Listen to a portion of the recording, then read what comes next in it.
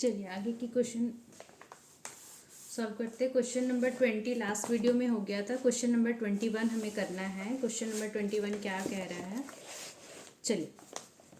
Pass the necessary journal entries for the following transactions on the dissolution of firm Anuj, Manju and Sanju who were sharing profit in the ratio of 2:2:1। ठीक है, क्या हो रहा है, dissolution हो रहा है फर्म का। डिसोल्यूशन मतलब फर्म बंद हो रहा है, ठीक है। After the transfer of all assets other than cash and external liabilities to the realisation account.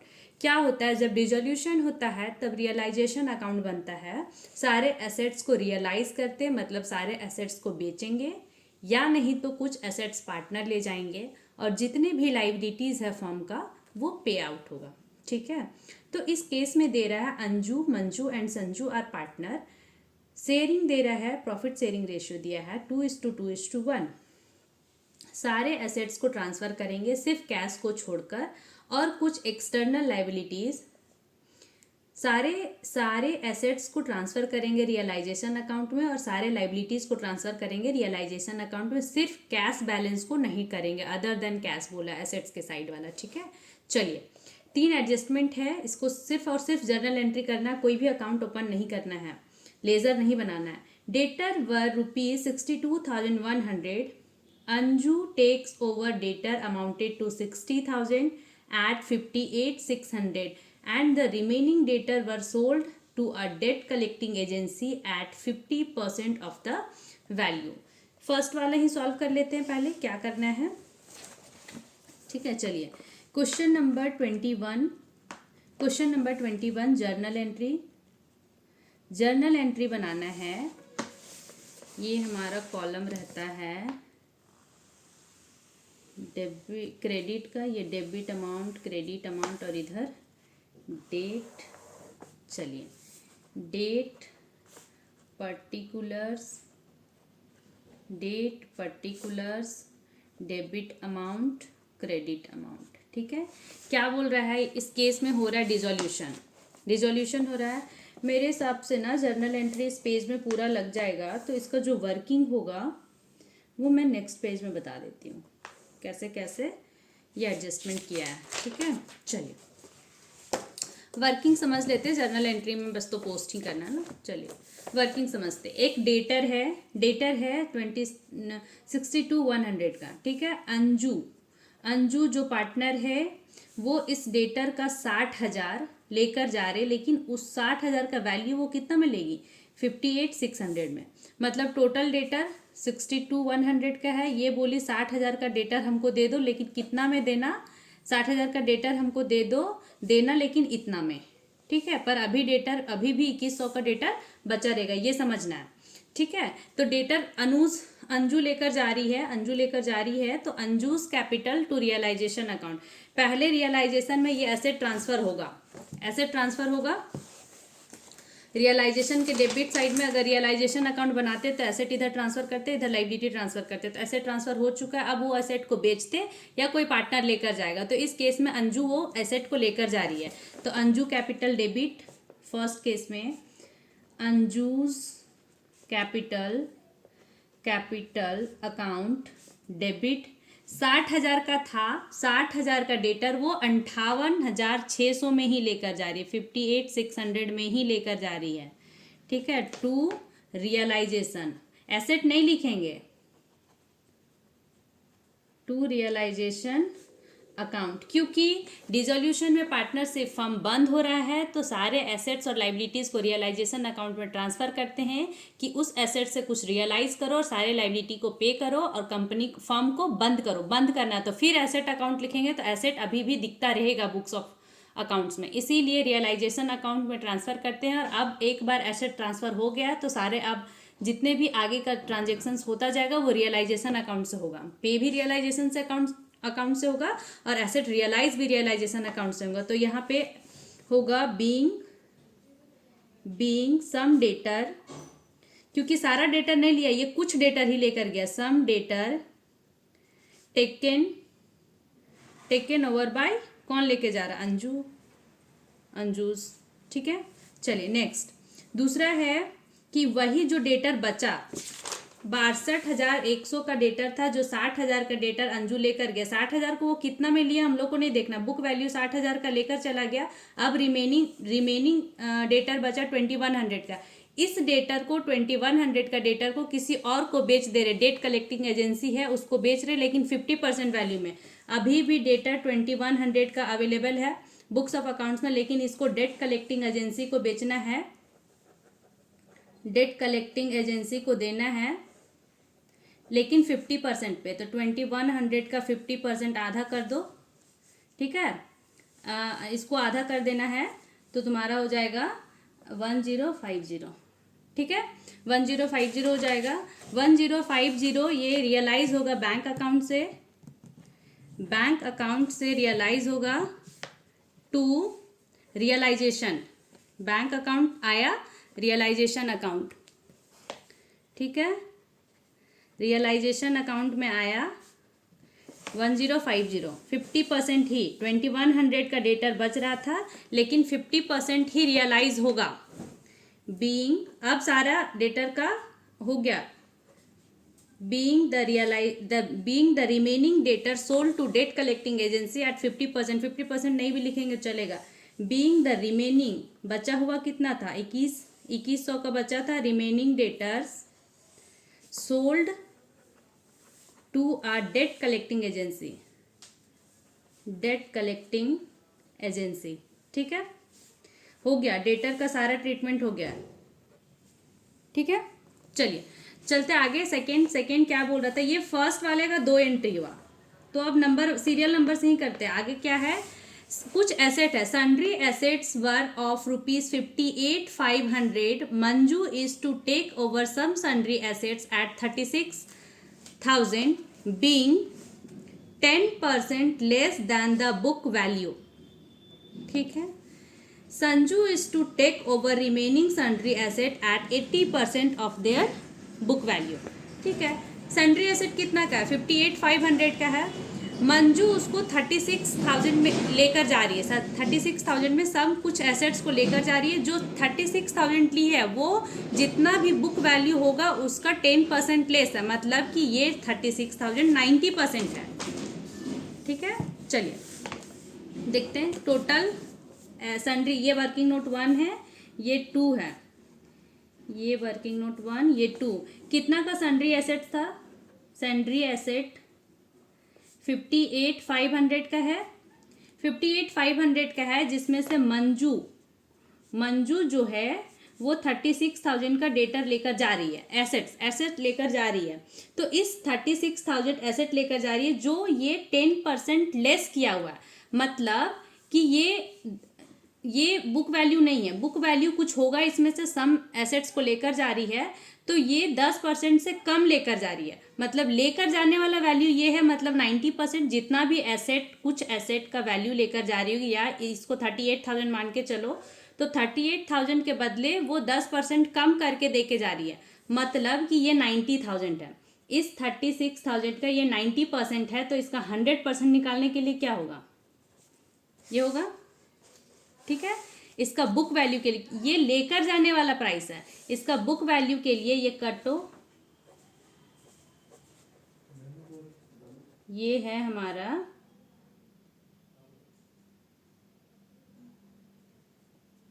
2,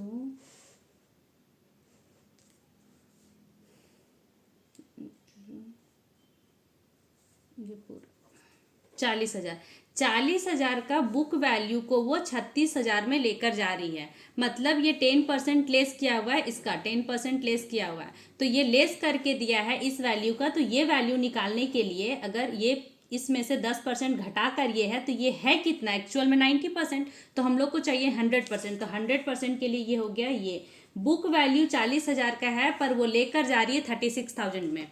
क्यों ये कैलकुलेट किए, क्योंकि जो टोटल एसेट्स का वैल्यू था उसमें से जो बचा उसको वो 80% में नेक्स्ट, ये मंजू लेकर जा रही थी ना, अब संजू के लिए क्या बोला है कि अब बचा कितना का डेटर बचा, कितना का एसेट्स बचा, तो टोटल था 58,500 माइनस ये 40,000 का इसका बुक वैल्यू, क्योंकि बुक वैल्यू ही लेस होगा, वो लेकर कितना में जा रहा है वो हम लोग को मतलब नहीं ना, बुक में कितना रिकॉर्डेड था वो हम लोग को एक्चुअल में कंसीडर करना है।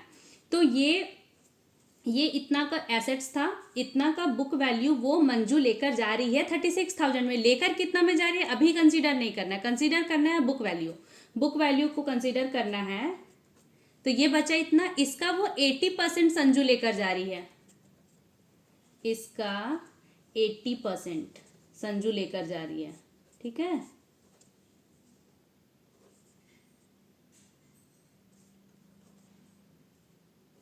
वन फोर 800, ये वैल्यू लेकर जा रही है संजू और मंजू लेकर जा रही है इस वैल्यू को। ठीक है, तो इसमें से बुक वैल्यू क्यों निकाले थे, इसको लेस करने के लिए, क्योंकि रिमेनिंग का अमाउंट वो लोग नहीं देकर रखे थे।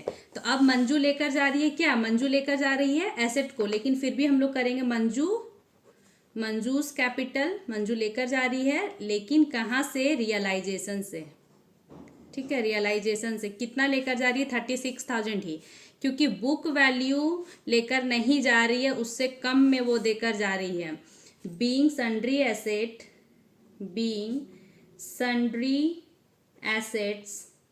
एसेट्स ऑफ वैल्यू मतलब बुक वैल्यू कैलकुलेट कर चुके हैं हम लोग 40,000। कैसे कैलकुलेट किए, 36,000 ये 90% है, तो 100 चाहिए, 90 से डिवाइड दो और 100 से मल्टीप्लाई करो। ठीक है, इतना टेकन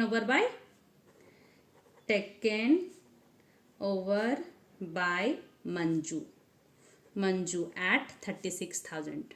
ठीक है, चलिए नेक्स्ट क्या था, जो उसका रिमेनिंग था वो संजू लेकर जा रही है, तो संजूज कैपिटल, जो रिमेनिंग बचा वो संजू लेकर भी जा रही है, लेकिन उसका 80% पे, Sanju's capital to realisation. Calculate कर चुके हैं हम लोग, कैलकुलेट किए हैं 14800 पे। ठीक है, remaining assets taken over bye Sanju eight there at 80% of their book value. Remaining sundry assets taken over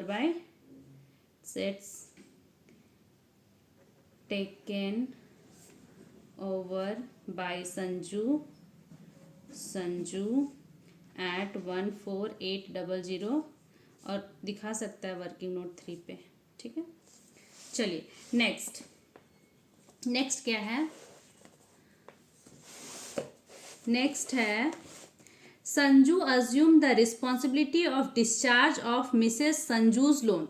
Sanju जो है वो रिस्पॉन्सिबिलिटी ले रहा है कि मिसेस संजू लोन था 5750 का, together with accrued interest of 1150। ये लोन अमाउंट है, ये इंटरेस्ट है। इस लोन को संजू रिस्पॉन्सिबिलिटी ली है कि पे ऑफ करेगी, संजू पे ऑफ करेगी, तो रियलाइजेशन अकाउंट डेबिट, रियलाइजेशन से ही पे होगा। अगर बैंक से होता तो बैंक क्रेडिट करते, बैंक के प्लेस पे संजू ये रिस्पॉन्सिबिलिटी ले ली है। रियलाइजेशन अकाउंट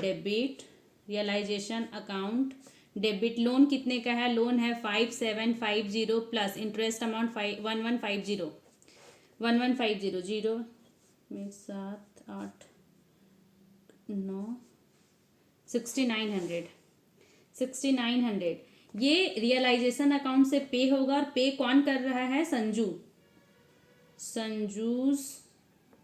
कैपिटल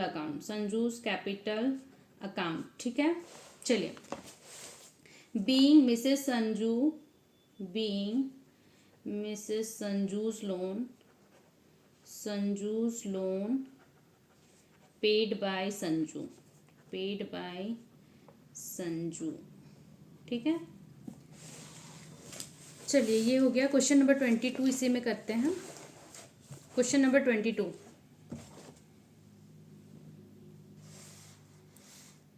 ठीक है, ये सॉल्यूशन देख लेना है, 21 का सॉल्यूशन देखना है। ठीक है, ये उसका वर्किंग है कि अमाउंट को कैसे कैसे कंसीडर करना है। बुक वैल्यू को क्यों कैलकुलेट किए, क्योंकि रिमेनिंग एसेट्स के टाइम उसको लेस करना होगा बुक वैल्यू को, और वो कितना में लेकर जा रहा है वो रियलाइजेशन के लिए होता है। ठीक है, चलिए क्वेश्चन नंबर 22 में आते हैं। Question number 22, Kumar limited purchase assets of ₹6,30,000 from Bhanu oil limited. Kumar limited issue equity shares of ₹100 each fully paid in consideration. What journal entries will be made if the shares are issued at par or at premium of 20%? कुछ नहीं करना है, पहले question को simply समझ लेना है कि एक कुमार लिमिटेड है, कुमार लिमिटेड है जो परचेज कर रहा है भानु से, एक भानु ऑयल लिमिटेड से परचेज कर रहा है एसेट्स खरीदा है 6,30,000 का। कुमार खरीद रहा है,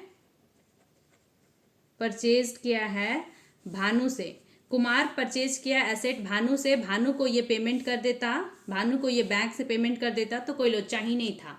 लेकिन क्या किया ये कुमार, पैसा देने के बजाय शेयर इशू किया है, शेयर इशू कर दिया। शेयर इशू भी किया है तो दो कंडीशन दिया, एक बार पार जितना का ये अमाउंट लिया उतना का शेयर देके इसको खत्म कर दिया, शेयर का प्राइस है 100 रुपीज ईच। और दूसरे केस में बोल रहा 20 का प्रीमियम। तो कैसे इसको इशू करते, पहले सन्ड्री एसेट खरीदा तो पहले खरीदने का कर लेते हैं जर्नल एंट्री। जर्नल एंट्रीज करना बहुत सिंपल है, बहुत आसान है, ठीक है। Date, particulars, debit amount, credit amount, ठीक है। चलिए क्या किया, सन्ड्री एसेट खरीदा है, एसेट्स का नाम नहीं है इसलिए sundry assets, sundry asset account debit कितना का था 6,30,000, 6,30,000 टू किससे खरीदा है, भानु से, भानु ऑयल लिमिटेड। बैंक करते अगर पैसा दे दिए होते तो बैंक से पेमेंट नहीं हो रहा है तो क्रेडिटर का अकाउंट खुलेगा Bhanu oil limited. Being assets purchased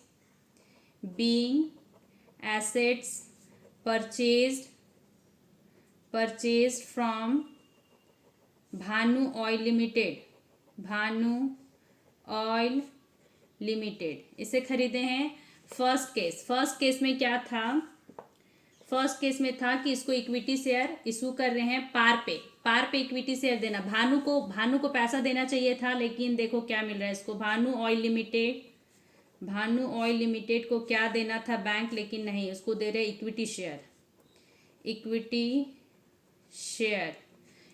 share account. पूरा इतना पैसा का इक्विटी शेयर देंगे उसको, लेकिन number of equity share calculate करना होगा। इसका नंबर ऑफ इक्विटी शेयर यहीं कैलकुलेट कर देते हैं। नंबर ऑफ शेयर, कितना शेयर देंगे, टोटल पैसा कितना देना था 6,30,000, कितना का एक शेयर है 100 का, एक 6,300 का शेयर्स उसको देंगे 100 ईच। ये पार पे इशू हो गया। Being 6,300 shares issued at par to Bhanu oil limited को ये पार पे दे दिए। सेकेंड केस क्या बोला है, 20% प्रीमियम पे इशू करेंगे। तो भानु ऑयल लिमिटेड को मिलेगा कितना देना हम लोग को, 6,30,000 ही देना है। टू इक्विटी शेयर देंगे, equity share capital, to security premium reserve account.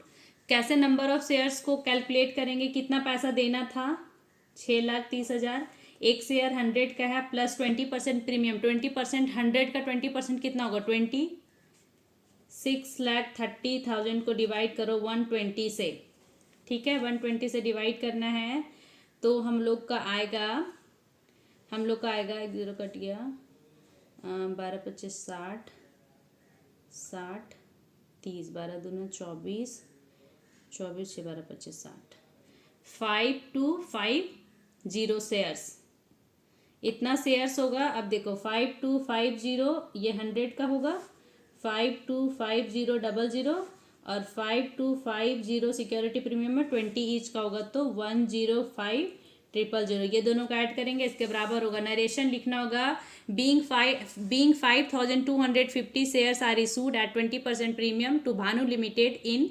Consideration of assets purchase, ठीक है।